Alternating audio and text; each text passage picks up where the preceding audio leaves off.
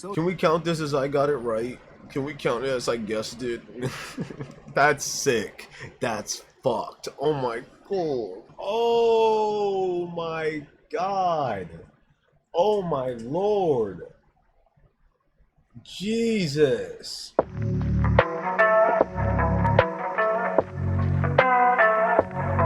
Okay. Now we're gonna watch Neighborhood Killer Does the Unthinkable. Thumbnail. For mature audiences only. Stick around to the very end of the video to hear some special announcements. Oops.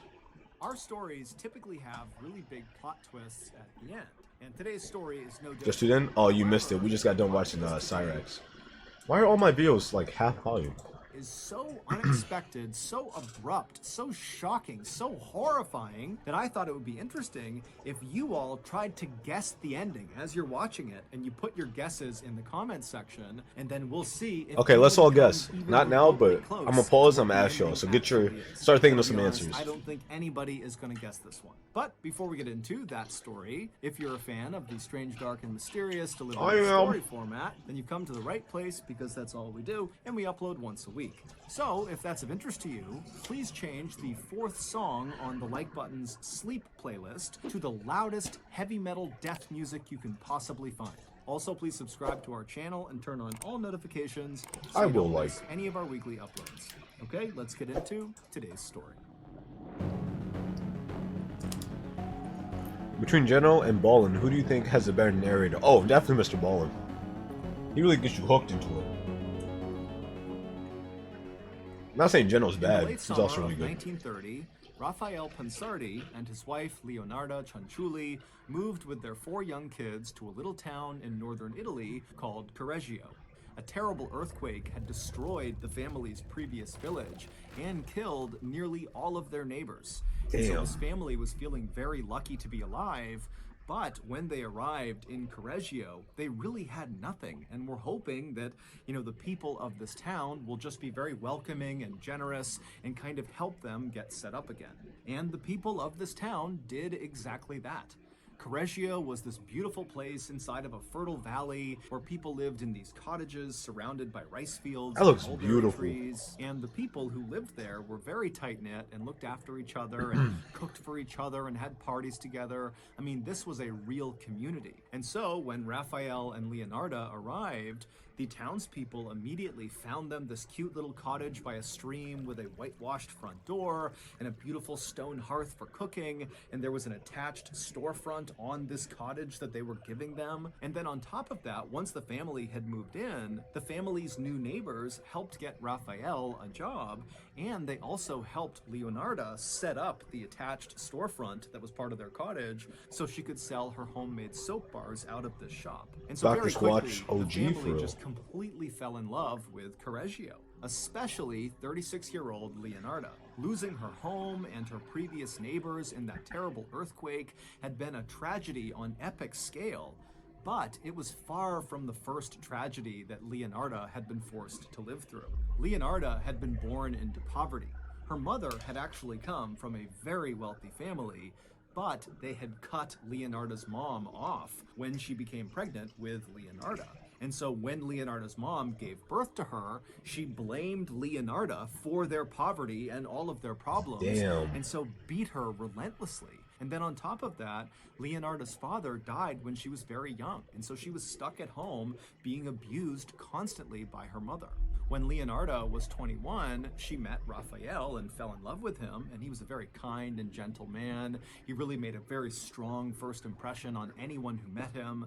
But when Leonarda went to her mother and introduced Raphael to her and said, "I'm going to marry this man, I love him," her mother flew into a rage and then literally cursed Leonarda. She actually out loud muttered this spell and then told Leonarda that because of the spell, Leonarda would have evil following her forever. You know what she did? And if y'all know, you know.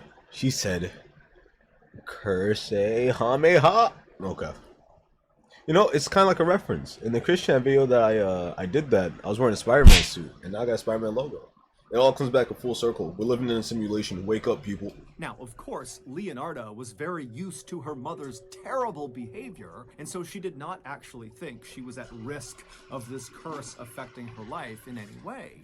But not long after actually marrying Raphael, Why did she want her to marry see him? evidence that this curse might actually be real. It started with Leonarda having these sudden fits of seizures for no particular reason, and then Leonarda, every time she got pregnant, she would miscarry and lose the baby. And so Damn. feeling really sad and desperate because all she wanted was a family, Leonarda actually went to a fortune teller in hopes that they would tell her that in the future, her life got better, not worse, which to Leonarda meant, the curse was not real if my life improves. But after this fortune teller took Leonarda's hands and studied her palms, she looked up at Leonarda and gave her grave news. She said, Leonarda, you're going to have living children, but they're all going to die young. And I see a prison and an insane asylum in your future. Imagine you got that shit back. I'm like, be fucking for real. Honestly, This experience totally shocked I would've been Leonarda heartbroken. and confirmed for her that her mother's curse must be real. And sure enough, over the following years, Leonarda and Raphael would go on to have 14 living children. God damn. 10 of them would die when they were babies or toddlers.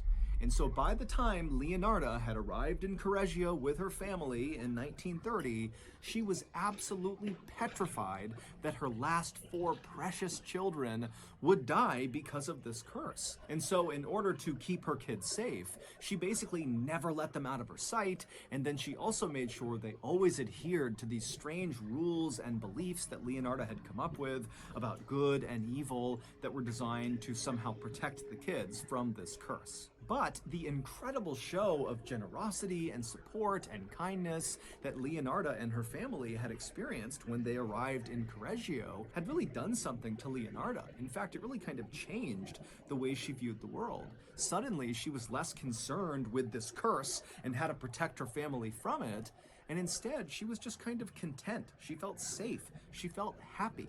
The women in the town that's loved sweet. Leonarda and always came by This the looks house so to say hi nice. to her and eat some of the amazing tea cakes that she would make. And also, Leonarda had become best friends with this woman named Virginia, who was a former opera singer from Milan, who was very elegant and beautiful. And every time she went to a dinner party, she would invite Leonarda. And also, Leonarda and her family were becoming financially stable really for the first time ever. Leonarda's soap shop that she ran out of their cottage was really successful. People came from all around to buy her soaps because nobody could make them like she could. And Raphael's job as a clerk was very steady, and he too was becoming well respected in town.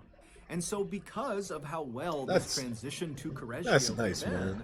at some point, Leonarda made a promise both to herself and to the universe that instead of focusing all of her time and energy on this curse, which had plagued her whole life, instead, she was going to focus on helping the people of Correggio any way she could because they had done so much for her. And that is exactly what Leonarda did, but in a kind of ironic way. Because of the fear Leonarda had for her mother's curse, she had gone to that fortune teller many years ago. And even though the news she got when she saw the fortune teller was horrible, Leonarda had left that experience kind of fascinated with the art of fortune telling and magic and sorcery. It just really appealed to her. And so now that Leonarda was running this very successful soap shop out of her house, there were all these people coming from far She ought to become and a wide crystal that would girl. ask to barter for her soaps. Bartering is like trading one item for another item versus paying for something outright with money. And so Leonarda began bartering with these travelers whenever they had books about fortune telling.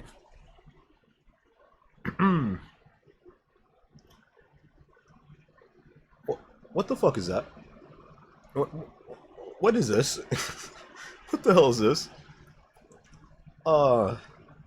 Yeah, no, I'm cool. I'm good. I don't need to read that book. I'll wait till the movie come out. I'll be alright. About magic, about sorcery, about how to make potions, about the occult. And after reading through all of these books and learning as much as she could, Leonarda, in addition to selling her soaps, began offering fortune-telling services to the people of Correggio. That's an actual It would turn grimoire? out she was really good at predicting the Maybe I'll future, read the book. to the point where people in town basically I began going just to wanna see her what's up for with it. all kinds of advice. She helped women Learn some find spells. love. She told farmers what crops to plant. She created these charm bags for people and told them they would protect them. She also began creating these herb potions for people when they got sick. It actually got to the point where people trusted her so much that when they got sick, they didn't even go to the doctor. They just went to her. And so very quickly, Leonarda felt very proud of the fact that she had lived up to the promise she had made both to herself and to the universe to always help the people of Correggio at every turn. That's good, bro. Leonarda was starting to think that this newfound sense of purpose and happiness she was getting in helping the people of Correggio through her various services had finally broken her mother's curse. By 1939, Leonarda and her family had been living in Correggio very happily for almost 10 years, and at the time, Leonarda's oldest son, Giuseppe, was 17 years old. Giuseppe was tall, he was handsome, he had dark hair, he had dark eyes, and all the girls loved him. And Giuseppe and Leonarda had always had a very close relationship. Every day, Giuseppe would come home, and he and his mom would sit in the kitchen, and they would chat for a while and eat some of her tea cakes. But now, in 1939, Them tea cakes when must Giuseppe smack. was 17, Everyone's he eating started them. to act a little bit different. He would come home, and instead of going into the kitchen to sit with Leonarda, he would just go straight to his room and shut I the am door. waiting for a plot And to when drop. Leonarda or Raphael would ask him, hey, is everything okay? Giuseppe would get very defensive and say he was fine, and to please... He said that just we're not leave gonna him expect the alone. ending. But Something to gotta happen. Leonarda, it seemed really obvious that her son was not fine, and she thought, maybe he has some sort of secret he's keeping, and that's what's making him act this way. He's hurting on the inside, but he can't share it with the world. But Leonarda had no idea what this secret might be. And then one day, late that same year, Leonarda was walking through town when one of her neighbors came up to her and said, "Hey, are you aware that your son, Giuseppe, has signed up for the military and he's leaving for training in just a few months?" Leonarda had not heard about this. People were talking a lot about World War II, which had just started around this time, but Leonarda had never considered that her precious son would go off to fight in that war. But now, Leonarda realized that Giuseppe's recent strange behavior suddenly made sense. This was the secret he was keeping. He had joined the military, and he hadn't told his family. Leonarda turned around and went straight home. She went right into her bedroom, shut the door, and she just sobbed. To her, it felt like her mother's curse was back, and now her precious son was going to go off into the war, and he was going to die, unless she found a way to combat this evil that was now following her again.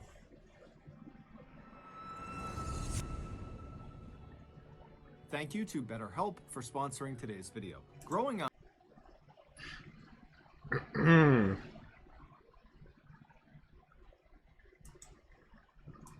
was sure to be doing, but in her mind, and so Leonarda something several Damn. days them in the description below. Okay, back to the story. Get your bread, King. For the next several days, Leonarda did not open up her soap shop, she didn't come downstairs, she just stayed locked in her bedroom and read through all of her books about magic and sorcery and the occult, looking for some sort of solution for how to fight this curse. And finally, she figured out what she had to do. She read that if she gave something beautiful to the universe would reward her. And in Leonarda's mind, that reward would be sparing her son. And so Leonarda decided that the most beautiful thing she could offer the universe would be to help the people of Correggio, which she was already doing, but in her mind, she thought she could really ramp up her efforts and really try to change people's lives. And she thought if she could do that, the universe was sure to notice and it would save her son's life. Leonarda decided that the first person she would really go above and beyond to help inside of Correggio was a woman named Faustina. Okay. Faustina, who was in her 70s, was desperate to get married, but to many people in town, including Leonarda, she seemed kind of beyond help. She was totally antisocial, she was awkward, and just kind of given her age, it seemed like marriage was just not in the cards for her. But this is where Leonarda thought she could step in. Leonarda just needs to marry her, and then were they progressive back? I doubt they were progressive back then. But do it anyway. Break the cycle. I mean, he donated enough bits. At this point, this is really the Elmo show. He sponsored this whole thing. At this point, you know, he's the producer. I'm just dancing on the stage. For Faustina. She would find her a husband. So Leonardo... You guys don't know this, but the reason why I have a green screen is because I'm actually trapped in Elmo's basement now. And, you know, there's no way to prove it. There's no way to prove that I changed locations. When I end stream, I have to crawl into a little cage and sit there like a sad dog. And you're like, okay, time to stream. all these bits he's donating going right back into his pockets. He's making 100% of this.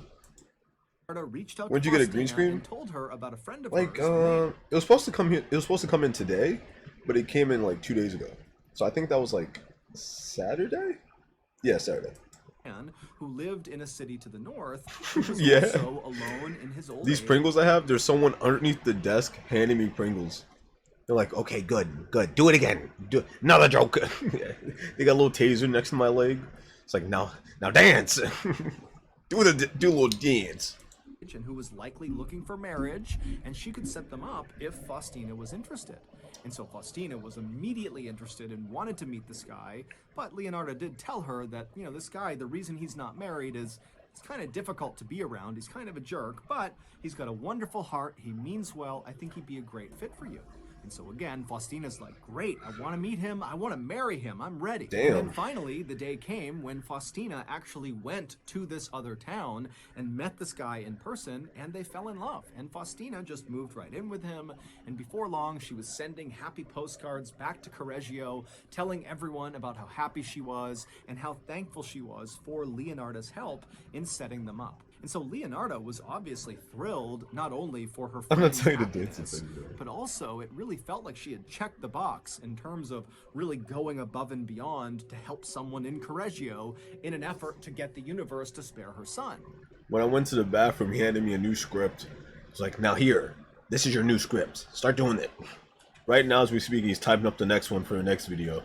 But her son was still a couple months away from leaving for training, and Leonardo, she's very superstitious, and she's thinking, okay, I don't know if that was enough to get the universe to save my son, and so I need to find somebody else I can help. So, in September of 1940, Leonardo began her next good deed project with another woman in town. She was a widow in her 50s named Francesca. Francesca is such a cool name, bro. But when her husband got sick, she quit her job, and then when her husband ultimately died, she was left with nothing. So, Leonardo reached out to Francesca and told her that she, Leonardo, would be willing to reach out to her own mother's rich family to see if maybe they had a job they could finesse for Francesca. Now, of course, Leonardo was not excited about talking to her mother's family, who had disowned her mother and had shown no interest in Leonardo. But Leonardo wanted to do this for Francesca and for the sake of her son and getting the universe to notice what she was doing. And so sure enough, Leonardo would... Can't you argue that her doing this, like, I guess now, isn't now like selflessness? Because, like, if she's doing this for the sole purpose that I will get rewarded if I do nice things, doesn't that kind of defeat the purpose of being selfless? Would reach out to her mother's family, and they were remarkably open to the idea, and they got a job for Francesca in Switzerland. And so eventually, Francesca jetted off to Switzerland, and then a couple of days later, she was sending postcards back to Correggio, saying how happy she was and how thankful she was for Leonardo's help. And so again, Leonardo was so happy about this outcome, both because she cared about Francesca, and also because this was yet another kind of check in the box of her good deeds that the universe was going to notice that in turn would save her son. But again, after Francesca didn't need any more help, Leonardo found herself looking at her son, who was getting closer and closer to leaving for training, and she would think to herself, have I done enough to protect him? Have I really stopped this curse from killing him? Leonardo then goes out to war. Leonardo in the new movie World War II. Mother in Crime. after he leaves. It's like Mulan, And but with Leonardo moms. eventually decided that no, she had not done enough. She needed to do at least one more really big good deed for someone in this town. And who better to help than her best friend, Virginia, the former opera singer. Leonardo knew How was she from last all her in line? talks with Virginia that Virginia really missed living in the big city and going to the opera house. And so Leonardo reached out to Virginia and said, you know what, I can reach out to my mother's rich family and maybe they can find a job for you in a big city if you're interested. And so Virginia was like, wow, yes, I would love that. That's an amazing opportunity. And so Leonardo again would contact her mother's rich family, and again they came through, finding this job as a social planner for this very rich guy in Florence, Italy, who often funded plays and operas. And so this job was perfect for Virginia. When Leonardo told Virginia about this opportunity, Virginia cried tears of joy.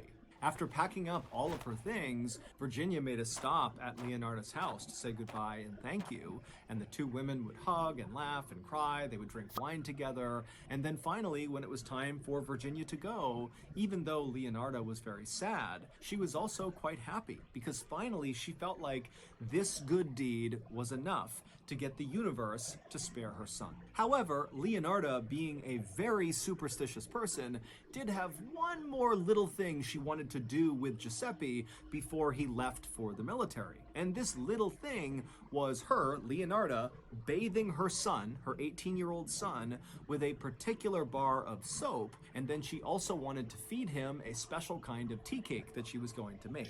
Leonardo got two things going on right now. That tea cake and that soap. There's two things that she got on lock right now. She's monopolizing in Italy soap and tea cakes. I am telling you. She has a firm grasp on the tea cake community. And it is amazing. These special herbs and ingredients and different things she had pulled from her books of magic and the occult, and they would kind of form like a protective barrier both outside and inside of Giuseppe. So on the same night that Virginia headed off to Florence, when Giuseppe came home, Leonardo approached him and said, I want to give you this bath and I want to feed you these tea cakes. And Giuseppe was not remotely enthused at the idea of having his mom bathe him. He's 18. But he knew she was highly superstitious. She seemed pretty emotional about this. Where are the other three kids at? Like it was extremely important to her. And so he said, okay. And so Leonardo washed her son with this special kind of magic soap. And then she also gave him the tea cakes. And then afterward, even though Giuseppe was really annoyed by what he had just been asked to do, Leonardo was so happy she was practically floating. She felt like she had done everything she could possibly do, and now she could just relax because her son was safe. But soon, Leonardo would learn that that was not actually true.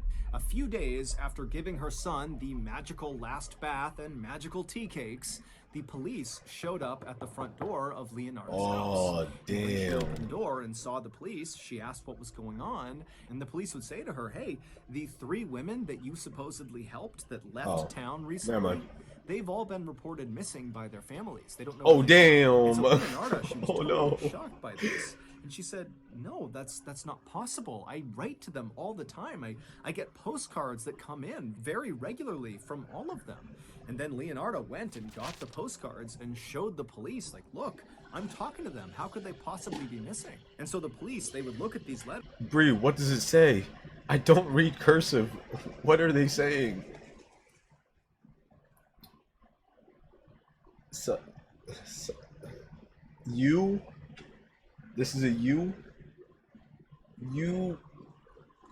wit Emmanuel. I got it. I cracked the code. Leonardo, that it is pretty strange that she'd be getting these very authentic seeming letters from these women if these women were also missing. And so eventually the police would leave and they would tell Leonardo that they would be in touch if they needed anything. And then over the next couple of days, Leonardo was very concerned about these three women, but she received numerous postcards from these women over those several days, and all of these postcards were totally normal seeming. And so Leonardo was fairly confident that whatever was going on with the police had to have been a mix-up, and she wouldn't be hearing from them again. But a couple of weeks later, the police did come back to Leonardo's house, except this time they didn't knock, they just barged right in. Damn. After the police had spoken with Leonardo that first time, they did some digging on these letters that she was receiving, and they managed to trace them all back to their start point. And it turned out all of these letters from all three of these women were originating from one place. It was this little town to the north of Correggio. And when police went to this little town, they discovered that these letters that were starting in this little town were all being mailed by the same person. And they got a physical description of this person who apparently was pretending to be these three women. And the description was of a tall, handsome young man with dark hair and dark eyes. It was Giuseppe. After the police barged into... He looks like Drake Bell. He looks just like him. Leonardo's house, they went straight to Giuseppe's room where they accused him of murdering those three women, and then they hauled him out of the house and brought him to the station to question him about where he dumped the bodies. When the last police officer left Leonardo's house, Leonardo walked outside and just Richard Ramirez, my bad. To do. It was like she had done everything in her power to protect her son from this curse, but somehow this curse she knew had done this to her son. And so now she knew there was only one thing she could do. Without saying anything to her husband, she went inside, she got her things, and she began making her way to the police station. At this point in her life, Leonarda looked much older than her actual age of 46. She had very gray hair, her face was... Ugh. Not to be disrespectful or nothing, but damn. Y'all gotta stop stressing yourselves out. She is I thought she was like 70. I thought she was pushing 70. Was very wrinkled, and she was stooped over, Damn. and she was always carrying these charm bags and magical potions and little stick figures that she claimed protected her family. And so her overall appearance when she wandered into the police station was that Elmo, stop. Elmo, you look so young. You look so young. Very strange. You're never so stressed. Leonarda hobbled her way up to the front desk, and in a trembling voice, she asked the attendant if she could speak to the detective who was working on her son's case. And then a moment later, she was led into an interview room where she was told to wait. And then a little while later, the lead detective walked into the room. He sat down across the table from Leonarda, and he said, "What can I do for you?" And immediately, Leonarda said, "My son, Giuseppe, is innocent." And the detective, when he heard this, he was not remotely surprised. In fact, this is fully what he expected this conversation was going to be. He knew Leonarda loved her son very much, and of course she was going to say he was innocent. This is what parents typically did in cases like this. But the detective decided he wouldn't try to stop her. He would just let this very distraught mother kind of talk for a bit. He would tell her that he would follow up on whatever she was saying, and then he would drive her back home. But this detective was not expecting the things that would come out of Leonarda's mouth over the next couple of hours. In fact, her story about why Giuseppe was innocent was so shocking and so bizarre that the detective outright said, "I don't believe you. I don't believe this. This can't be true." And then other officers were called in to listen to her story to see if they believed it. And they too said, "This doesn't seem real." But the police would follow up on the details she gave, and it all checked out. Is this the part where we're supposed to guess? Are we supposed to guess now? Am I jumping the gun? Is there more information I'm supposed to wait for?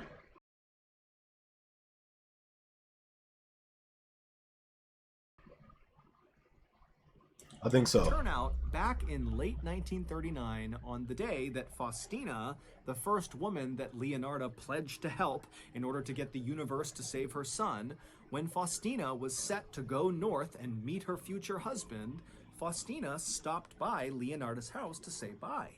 And when she was in Leonarda's house, something very unexpected happened. I'm so dumb, bro. I forgot the name of the video was Neighborhood Killer. I'm sitting there thinking, like, what did he do to them? Where did they go? Okay, well, we kind of know what happened here. Leonarda's kitchen, where Leonarda was, Faustina was so excited about meeting her potential future husband that her hands were shaking and she was smiling ear to ear. And so Leonarda said to Faustina, "Hey, you need to calm down." And so she handed Faustina a glass of wine. And so Faustina took the wine and she had a couple of sips of wine, and right away Faustina started feeling dizzy, and before long she was grabbing the table just to keep from falling over. It would turn out the wine was poisoned by Leonarda, and so Faustina, she's kind of looking up at Leonarda, and Leonarda is looking down at her, and she's got an axe in one of her hands. And she says to Faustina, "I'm so sorry." And then she winds up and she strikes Faustina in the chest with the axe and lodges it in her chest. And so she lets go of it, expecting Faustina to die. She doesn't. Faustina's just standing there with an axe in her chest. And so Leonarda grabbed the handle of the axe, she pulled it out of her chest, and then began wailing on her head over and over and over again until Faustina did fall to the ground dead. Then Leonarda lit a fire under her big metal pot on the stove, and then she cut Faustina's body into 9 pieces. It's the soap! It's the fucking soap! Blood out of the body into a bucket, and then she chucked those 9 pieces into the pot on the stove and began to mix them with caustic soda, which is a powerful dissolving agent that's used to make soap. And then she boiled the ingredients, her body parts and this caustic soda. Can we count this as I got it right? Can we count it as I guessed it? That's sick. That's fucked. Oh my god.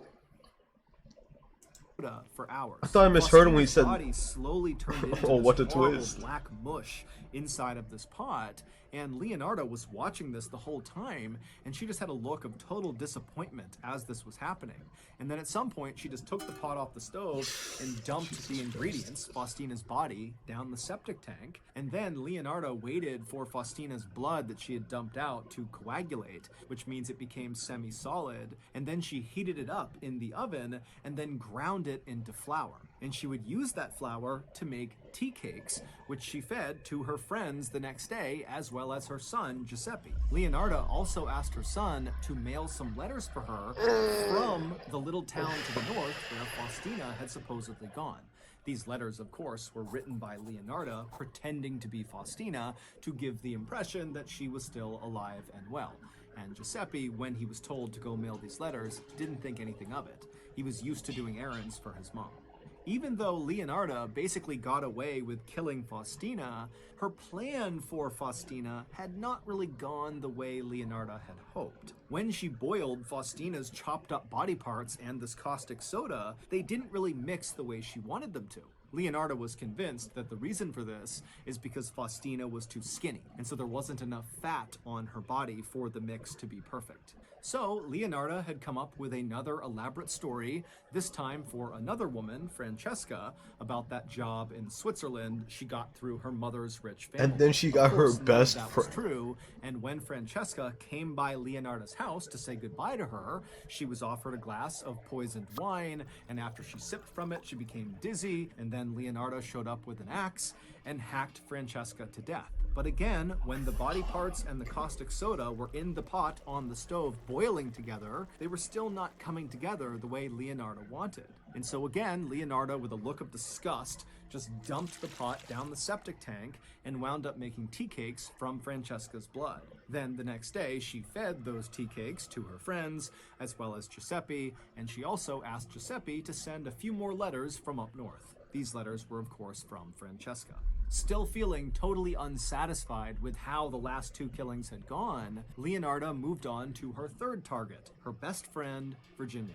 And this time, when Virginia came by Leonarda's house to say goodbye, everything went to plan.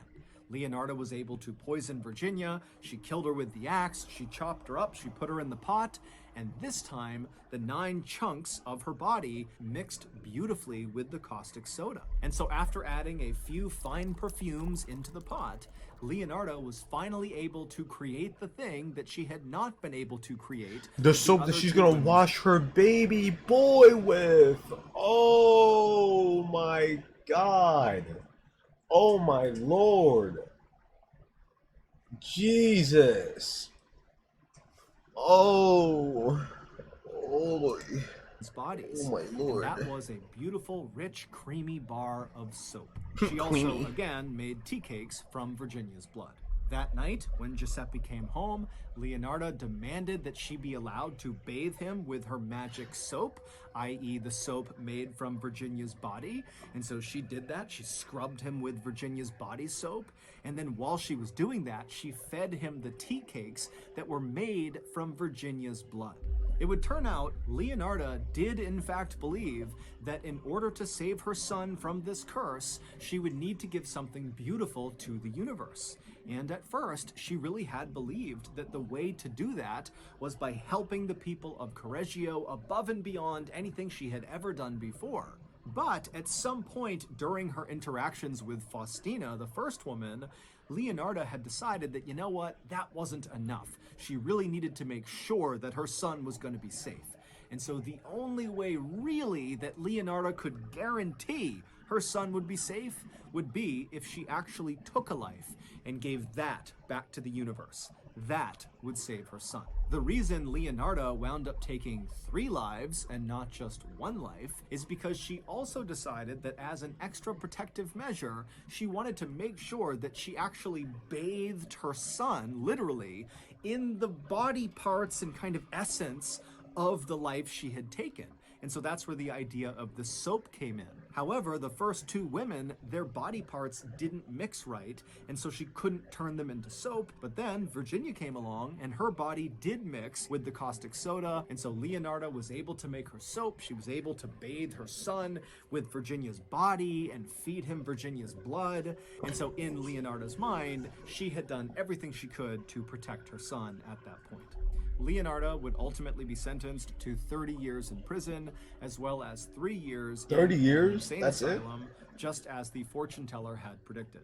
Leonardo died in 1970 when she was 76 years old. As for her family, they fled Correggio, and 3 of her children changed their names and vanished. And her prized son, Giuseppe, who she had killed to protect, had gone on to join the military, and he would go to war, and he either was killed in combat or simply changed his name and vanished as well. I hope he lived, and I hope he changed his name. That's crazy. So that's going to do it. That is crazy. Oh my gosh. God. Would you guys do that to protect your son? Or your child, really?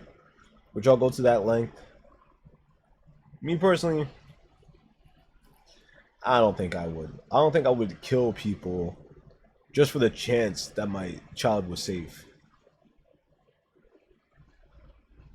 What a hell. The moral of today's story is don't let your mom bathe you. That's today's message. Brought to you by BetterHelp.